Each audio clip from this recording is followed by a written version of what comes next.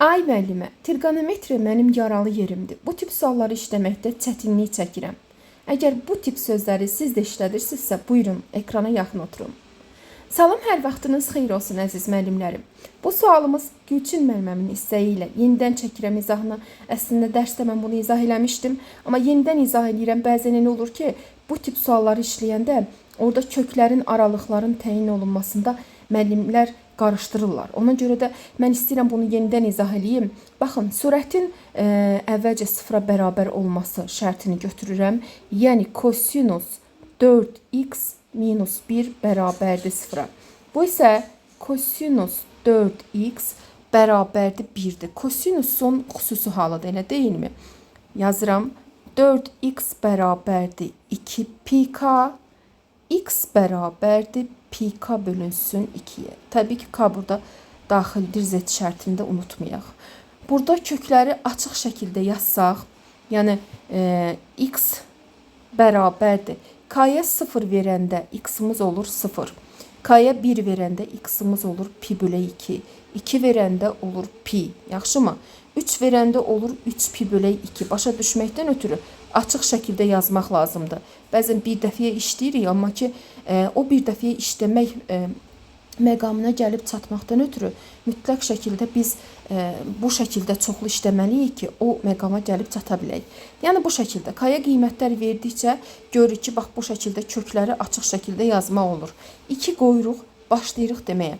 Məxrəcin təyin oblastıdır. Çünki məxrəcimiz var axı. Biz bilirik ki, məxrəc hər zaman yəni sıfırdan fərqli olmalıdır. Və burada bir dənə də vacib məqam odur ki, kök altındakı ifadə, yəni hər zaman sinus x böyük bərabərdir 0. Amma məxrəcdə olduğuna görə onun bərabər halını yox, bu şəkildə halını götürürəm. Yəni əslində sinus x fərqlidir 0 halını götürməliyəm, elə deyilmi? Yəni bizə lazımdır ki, sinus x 0-dan böyük olsun. Burada əslində ümumilikdə çevrə çəksək, koordinat sistemində çəksək, sinusun müsbət olduğu yerləri biz gözümüzdən yəni canlandırsaq, birinci rübdə və ikinci rübdə sinus oxu bu oxdur. Nə olurdu? Müsbət olurdu. Yəni sinus, indi biz burada tapdığımız kök var ha.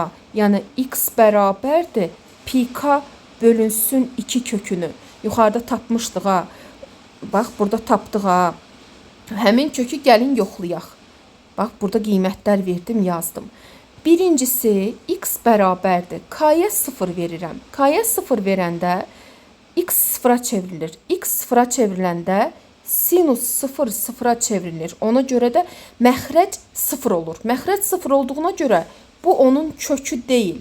Sonra k-yə 1 verirəm. Yoxlayıram da yəni bu şəkildə. X bərabər olur pi bölək 2. Sinusun pi bölək 2 halı 1-ə bərabərdir. Burada şərt ödənir. Yəni məxrəc 0-a bərabər olmur. Bu onda köküdür. Kökü bu deyil. Yaxşımı? Sonra k-yə bir-iki dənə verəndən sonra qiymət özünüz analiz edib görəcək. K-yə 2 verəndə x nəyə çevrilir? Pi-yə çevrilir. Onda sinus pi-də 0-a bərabər olur. Bu kök deyil müəllimlər. Sonra k-yə 3 verirəm. Yağış necə yağır? Lehsan tökülür. Lehsan. X bərabər olur 3 pi bölünsün 2. Bayaq yuxarıda vermişdik. Bu da sinus 3 pi bölünsün 2-də mənfi 1-ə bərabər olur. Kök mənfi olur. Bu da kök deyil. Yəni kök altı ifadə biz dedik axı, mənfi ola bilməz. 0-dan böyük olmalıdır. Axı mən burada şərt verdim. Sonra bir dənə də verirəm. K-yə 4 versəm, k-yə 4 versəm, x bərabər olur 2 pi. Sinusun 2 pi alı 0-a çevrilir. Bu da kök deyil. Burada müəyyən bir qədər yəni analiz edəndən sonra buradan görürəm ki, x bərabərdir pi bölə 2 və ondan hər 2 pi qədər keçdikcə, yəni 2 pi tam dövr elədikcə gələn bütün nöqtələr şərti ödəyir.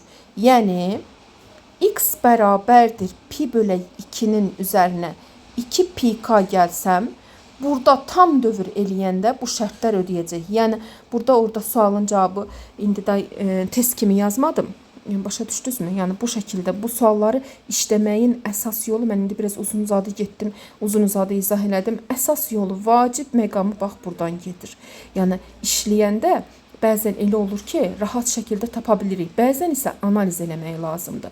Surətin sıfıra çevrildiyi qiymət məxrəci də sıfıra çevirirsə, məxrəcdə mənfi nöqtələr alırsa, onu mütləq qoyub yoxlamaq lazımdır. Bu qədər əzizlərim. Növbəti dərslərdə, növbəti videolarda görüşərik inşallah.